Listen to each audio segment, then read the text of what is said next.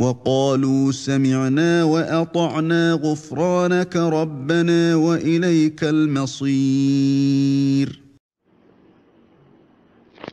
Question numéro 15. Il me semble qu'il y a une contradiction entre ces deux versets ci-dessous. Veuillez m'éclairer s'il vous plaît. Surat Yunus, verset 19. Les gens ne formaient à l'origine qu'une seule communauté, puis ils divergèrent. Et si ce n'était une décision préalable de ton Seigneur, les litiges qui les opposaient auraient été tranchés.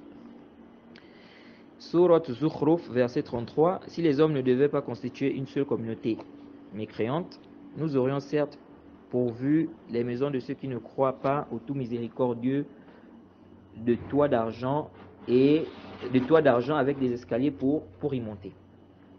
Alors avant de répondre à cette préoccupation, lorsque quelqu'un voit deux versets en apparence qui semblent se contredire, parce qu'en réalité il n'y a pas de contradiction. La contradiction se trouve dans la tête de la personne. Sinon, la parole d'Allah ne se contredit pas. Lorsque la personne voit deux versets qui semblent se contredire, ou deux hadiths, il ne suffit pas de dire voilà, on a un verset ici, on a un autre verset là, et ces deux versets semblent se contredire. Non, parce que celui qui lit, lui, il peut ne pas voir d'ishkal. Il peut voir qu'il n'y a aucun problème. Il peut ne pas savoir où se trouve le problème. Qu'est-ce qui pose problème à la personne? Donc il faut expliquer. On a un verset qui dit ça, on a un autre verset qui dit ça. Ici, par rapport à ça, on voit, n'est-ce pas, je vois par exemple en apparence, je vois qu'il y a une contradiction, donc en apparence. Car dans le premier verset on dit ça, et dans le deuxième on dit ceci. Donc le problème se situe à ce niveau. Ah, là ça a été éclairci. Mais de juste comme ça, ou les hadiths, et laisser comme ça et dire qu'il y a une contradiction, la personne voit une contradiction, ça ne suffit pas parce que la personne qui va répondre peut ne pas savoir où se trouve l'ishkal, où se trouve le problème. Alors, ici, le problème est à quel niveau? Dans le premier verset, on dit les gens ne formaient à l'origine qu'une seule communauté. Et dans le deuxième verset, on dit si les hommes ne devaient pas constituer une seule communauté mécréante. Nous aurions certes pourvu les maisons de ceux qui ne croient pas au tout miséricordieux de toits d'argent avec des escaliers pour y monter. Donc, le premier verset, on dit les gens ne formaient à l'origine qu'une seule communauté. Et dans le deuxième, on dit si les hommes ne devaient pas constituer une seule communauté mécréante. En réalité, il n'y a pas d'ishkal. Il n'y a pas d'ishkal. Le deuxième verset, le sens du deuxième verset, parce que le problème chez la personne, c'est certainement au niveau du deuxième verset, parce que le premier verset, il n'y a pas de problème. Les gens ne formaient à l'origine qu'une seule communauté. Puis ils divergèrent. Il n'y a pas d'ishkal. Donc le problème chez la personne se situe certainement au niveau du deuxième verset. Si les hommes ne devaient pas constituer une seule communauté, donc mécréante, nous aurions certes pourvu les maisons de ceux qui ne croient pas au tout miséricordieux de toits d'argent avec des escaliers pour y monter. Mais en réalité, il n'y a pas d'ishkal. Il n'y a pas d'ishkal ici. Le sens du deuxième verset, comme a expliqué Ibn Kathir, c'est que s'il n'y avait pas des gens, s'il n'y avait pas beaucoup de gens, d'ignorants, qui pensaient que le fait qu'Allah subhanahu wa ta'ala accorde des biens aux mécréants, s'il n'y avait pas beaucoup d'ignorants, beaucoup de gens qui pensaient que ça, c'est un signe qu'Allah subhanahu wa ta'ala aime ces mécréants-là, qu'Allah subhanahu wa ta'ala aime les mécréants, et donc à cause de ça, ils vont tomber dans le kufr, dans la mécréance, à cause de l'argent, à cause de ces biens-là. Si ce n'était pas ça, donc ils vont se retrouver tous dans le kufr.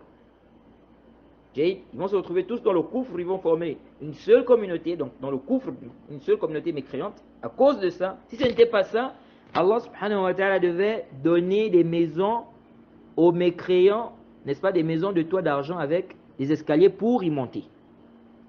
Je ne sais pas si j'ai été assez clair. Donc c'est ça le sens ici. Si ce n'était pas qu'il y avait des ignorants, beaucoup de gens qui avaient comme croyance que le fait qu'Allah subhanahu wa ta'ala accorde des biens aux mécréants, il n'y avait pas beaucoup de gens, beaucoup d'ignorants, qui pensaient que ça c'est un signe qu'Allah subhanahu wa ta'ala aime ces gens-là, donc ces mécréants-là. Donc à cause de ça, ils vont suivre ces gens-là dans le coufre. Donc à cause de l'argent, ils vont suivre ces gens à cause des biens, de l'argent. Ils vont suivre ces gens-là dans le coufre. Et donc ils vont se retrouver, donc ils vont constituer donc une communauté, une seule communauté mécréante. Ils vont devenir tous des mécréants à cause de l'argent. Parce qu'ils vont croire, n'est-ce pas, ils auront comme croyance quoi? Parce qu'ils ont comme croyance que le fait qu'Allah subhanahu wa ta'ala accorde des biens aux mécréants, c'est un signe qu'il les aime. Donc si ce n'était pas ça, Allah subhanahu wa ta'ala devait accorder, n'est-ce pas, les maisons de toit d'argent avec les escaliers pour y demeurer donc aux mécréants. Donc il devait leur accorder ces biens-là. Donc c'est ça le sens de ce verset. Donc il n'y a pas d'ishkal ici avec le premier verset. Donc si les hommes ne devaient pas constituer une seule communauté mécréante, à cause de quoi? À cause de ce qu'Allah subhanahu wa ta'ala, n'est-ce pas, pouvait accorder aux mécréants. Donc si ce n'était pas ça, parce qu'il devait avoir quoi comme croyance? Qu'Allah subhanahu wa ta'ala accorde ces biens-là à ces mécréants parce qu'il les aime. Et donc ils vont faire quoi? Ils vont tomber dans le couvre à cause des biens, à cause de l'argent, pour avoir aussi ça. Donc ils vont tomber dans le couvre. Donc ils vont tous se retrouver dans le couvre à cause de ces biens-là. Donc ils vont constituer une seule communauté mécréante à cause de ça.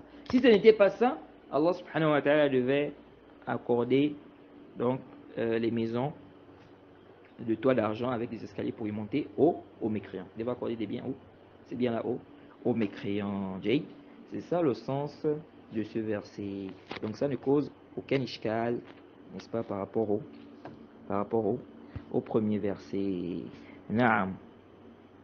ربنا ولا تحملنا ما لا طاقة لنا به واعف عنا واغفر لنا وارحمنا